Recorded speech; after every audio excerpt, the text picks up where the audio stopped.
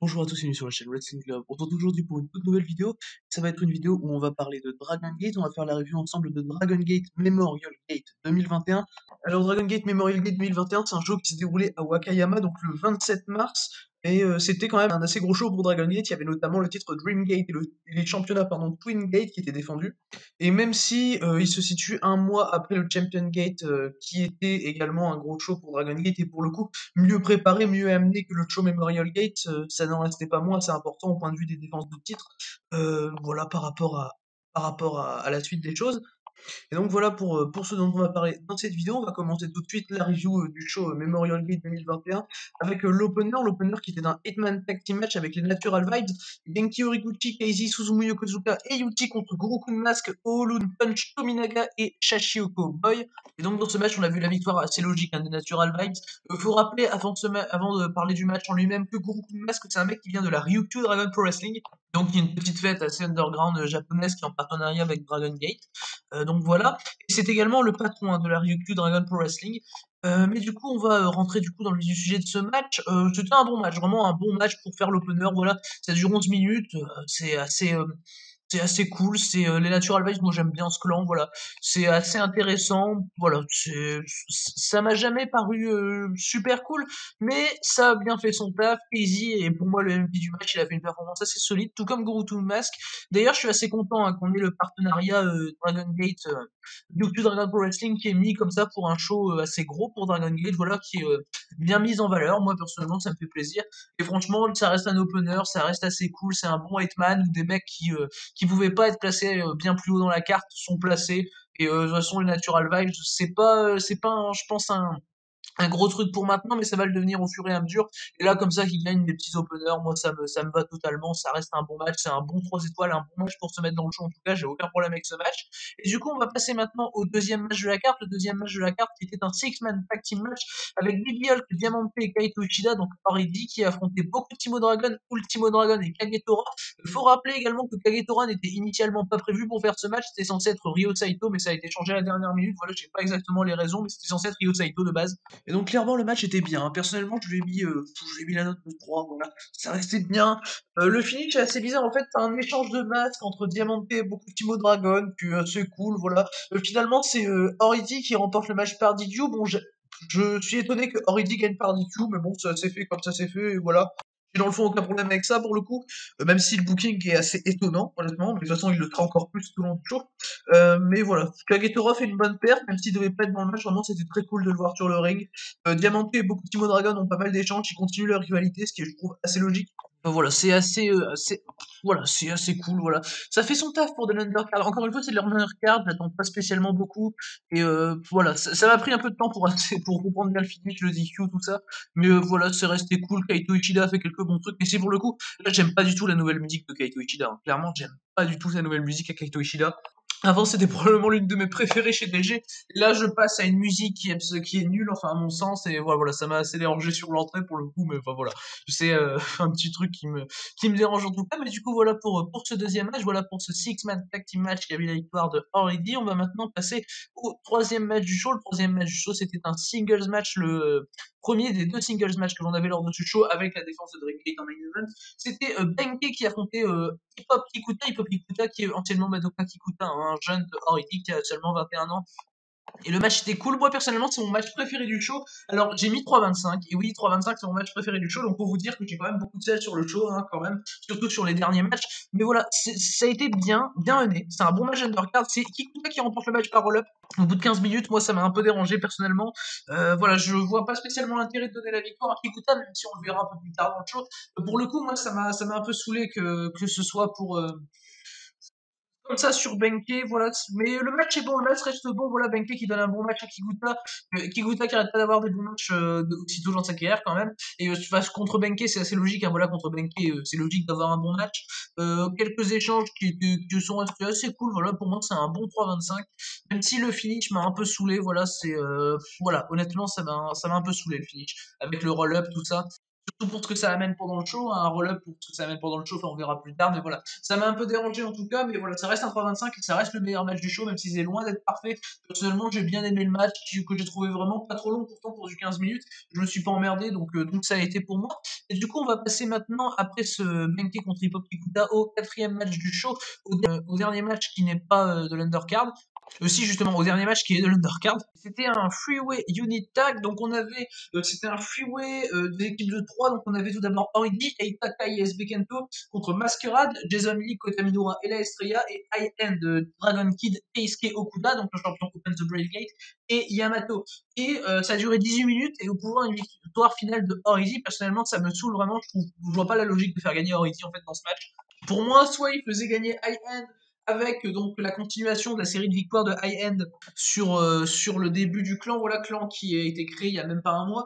Donc voilà, moi ça me paraissait logique, voilà, soit de continuer la série de victoires de High End, soit de faire gagner Masquerade pour aller sur un nouveau challenger au titre Open the Brave Gate de Keisuke Okuda, parce que pour le coup, du côté de Origi, Kai il est occupé au Dead or Alive, Kento est occupé au Dead or Alive et je vois pas du tout Eita aller vers le Brave Gate d'Okuda. Donc pour moi, si ça devait amener des choses, c'était surtout un prochain challenger au titre Brave Gate de Keisuke Okuda et donc une victoire de Masquerade par conséquent avec soit Jason Lee, soit Kota Minoura pour aller vers le titre.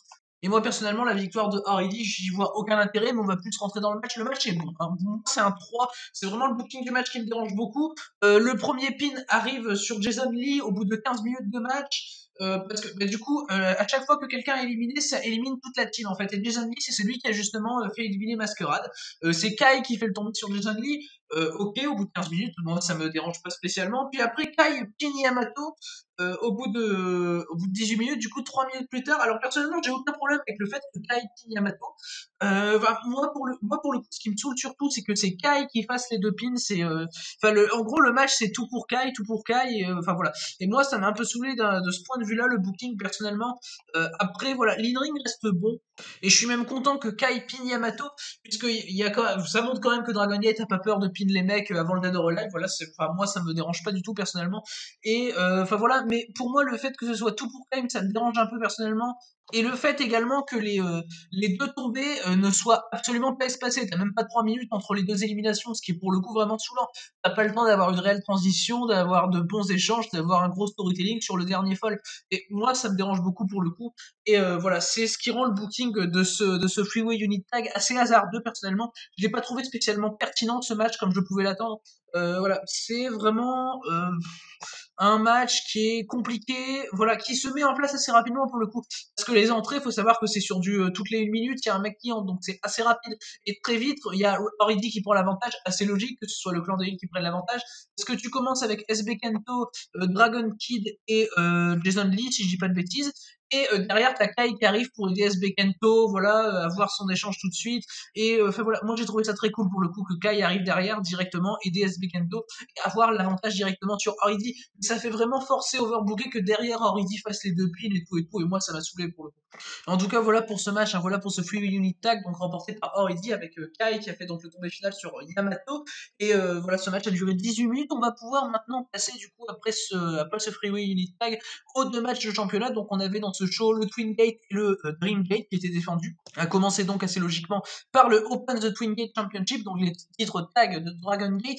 C'était Masaaki Mochizuki et Takashi Yoshida qui ont pris les titres très récemment lors de Champion Gate à Big Hulk et Kai, qui défendaient les titres tag contre Kenichiro Arai et Yasushi Kanda. Ça a duré un peu moins de 14 minutes pour voir une conservation des titres de Mochizuki et Yoshida. Personnellement, j'ai pas du tout aimé le match, hein. J'ai mis 2,5, c'est le match que j'ai le moins aimé du show, hein, qu'on soit clair. C'était très average, le booking des Twin Gate, c'est vraiment pas bien. En ce début d'année, vraiment, le booking de Twin Gate, j'ai beaucoup de mal. Même si, enfin, en ce début d'année, à partir du règne de Mochizuki Yoshida, à partir de Champion Gate, vraiment, j'ai beaucoup de mal. Parce que pour le coup, t'as une très belle défense en janvier de titre de BBL Kekai contre Lee Minura, qui est mon match préféré pour l'instant de Dragon Gate de cette année. Mais ben voilà, en ce moment, je trouve vraiment très mauvais ce booking des championnats Open the Twin Gate. Il y a rien qui va. C'est une première défense qui est super random. J'ai l'impression d'avoir vu deux mecs dans le match, surtout Arai et Yoshida vers la fin. T'as Kanda qui fait son apparition. Mochizuki, on le voit pas trop, mais vraiment, t'as juste l'impression de voir Arai et Yoshida dans le match. Le finish est pas construit. Enfin voilà, Yoshida pour moi, c'est vraiment depuis son face turn une plaisanterie. Voilà, il se fait dérouillé sur les petits shows, il se prend des pins par tout le monde sur les petits shows, et là maintenant il gagne comme si c'était rien, voilà, il gagne comme si se passait rien, t'as plein de gros near fall qui sont pas nécessaires du tout dans le match, dans la construction du truc, pour moi c'est un 2,5, vraiment ça m'a saoulé les trucs où t'as Arai qui essaye d'avoir Yoshida sur des petits paquets, des trucs comme ça, enfin, moi personnellement ça me sort du truc, voilà, je vois pas la nécessité pardon, des near fall dans ce match, les near fall ça fait vraiment gros, ça fait vraiment forcé, donc pour le coup ça m'a saoulé. Voilà, pour le coup, c'est vraiment un match assez dommage dans son booking. L'in-ring est pas dégueulasse, voilà, mais ça reste assez average, vraiment. Voilà, ça a aucun sens, le booking des Twin Gates, selon moi, en tout cas, voilà, et du coup, conservation des titres, encore heureux, hein, de Takashi Uchida et de Masaaki Mochizuki. On va maintenant passer, du coup, après ce match d'Open de Twin Gate Championship, au main event, au match pour le championnat Open the Dream Gate, qui était donc défendu par Shun Skywalker, un champion depuis le Kobe Pro Wrestling Festival le 22 novembre dernier, et il était défendu par Shun Skywalker contre Kazuma Sakamoto, donc un membre de Parody. Ça a duré un peu moins de 20 minutes, voilà, un peu plus de 19 minutes, voilà, 19 minutes 18, pour voir une victoire de Shun Skywalker. Alors personnellement, ce match, je lui ai mis 3 étoiles, hein, j'ai vraiment pas trop aimé. Pour du 19 minutes, 3 étoiles, c'est assez compliqué. Je suis vraiment pas fan, c'est très random hein, pour une défense d'Open the Dream Gate.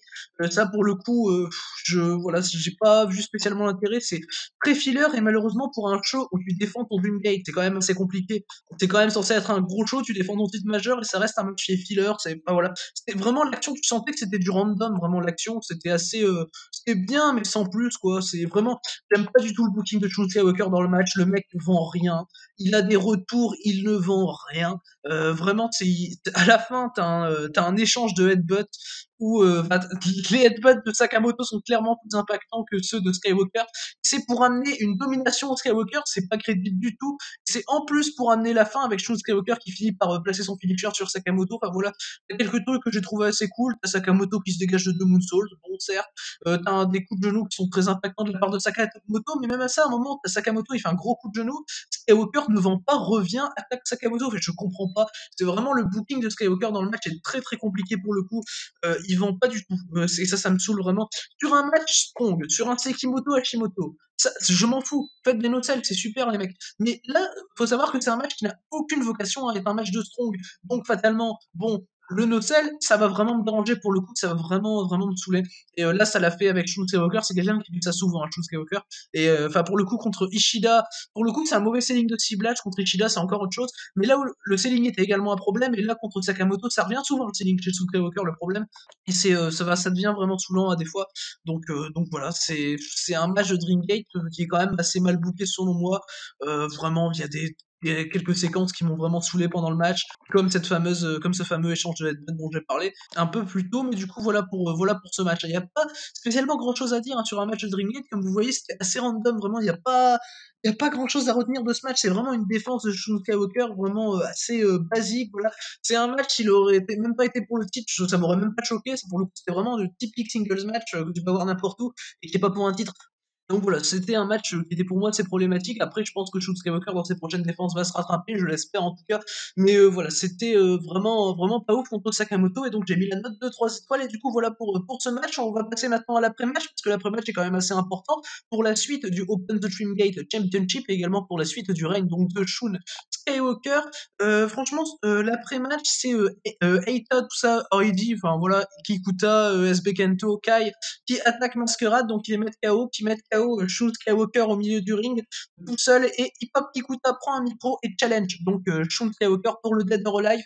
Donc voilà, Shun Skywalker qui a sa défense de titre du Dead or Alive en B, ce sera contre Hip Hop Kikuta. Alors personnellement, donc c'est le premier gros match Hip Hop Kikuta hein, dans sa carrière, vraiment le premier match de titre solo.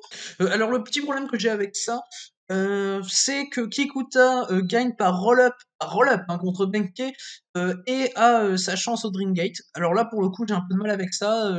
Enfin, c'est clairement sur ça qu'est fondée sa chance au titre, sur son roll-up sur Benkei. Bon, pour le coup, parce que Benkei est un ancien challenger de Skywalker, donc voilà, ça a donné ça. Et pour le coup, moi, j'ai trouvé ça, enfin voilà, je trouve pas ça assez bien amené pour une défense de titre de Skywalker. Et justement, pour le Dead or Alive, qui est quand même un assez gros show pour l'année Dragon Gate. Mais voilà, c'est un après-match qui est assez basique voilà, pour déterminer donc le prochain challenger de Skywalker. Ça peut être cool, je suis pas spécialement hype, je comprends pas pourquoi Kikuta a une chance au titre avant SB Kento pour le coup, donc quand même qui sont les deux très jeunes hein, de Horidi, bon avec Ashigureko également, mais voilà, c'est surtout Kikuta et Kento qui sont les jeunes de Horidi, voilà. Et je comprends pas pourquoi Kikuta a une chance avant SB Kento alors que tu sens clairement que le vrai projet c'est SB Kento, que tu sens clairement que Kento est vraiment bien plus push pour le coup que Madoka Kikuta, enfin que Hip Hop Kikuta. Et donc voilà pour cet après-match et bah voilà, Skywalker contre Kikuta ça peut être cool mais va falloir me convaincre et du coup voilà du coup pour cette review de Dragon Gate Memorial Gate 2021 in Wakayama qui était dans l'ensemble un show vraiment décevant. C'est un show qui était cool mais vraiment décevant. Enfin pour moi voilà pour ça je ressentais pas que c'était un gros show Dragon Gate vraiment ce show c'était assez compliqué tout le long non c'est vraiment j'ai pas aimé le show vraiment non c'est compliqué. Le meilleur match du show, c'est un 3-25, c'est Benkei Kikuta pour vous dire. Mais voilà, ça reste pas dégueulasse non plus, mais j'ai pas aimé. Bah, personnellement, j'ai pas passé un bon moment devant le show, il y a des problèmes de construction, des problèmes de booking qui sont à revoir. Et de toute façon, Dragon Gate en ce moment commence un peu à me saouler sur les bords là, un petit peu. Enfin, c'est depuis allez, le mois de mars avec le show du Korakuen assez raté, avec le booking hasardeux, Champion Gate in Osaka qui m'a pas spécialement convaincu par rapport à la majorité des gens. Et là, t'as Memorial Gate qui est pour moi un show très moyen. Donc voilà, c'est très compliqué en ce moment Dragon Gate et j'espère que les erreurs de booking vont cesser. Parce que bah, de toute façon, Dragon Gate, c'est une compagnie que j'adore. Hein, et là, en ce moment, c'est assez compliqué pour Dragon Gate, je trouve, ce début d'année. Ça met du temps à démarrer. J'espère que la construction du Dead or Alive sera géniale et que le Dead or Alive le sera tout aussi. Mais voilà, du coup, moi, j'ai rien de spécial à recommander lors de ce show. Et du coup, merci à vous d'avoir écouté cette vidéo review de Dragon Gate. Et d'ici les prochaines vidéos, je vous dis à la prochaine!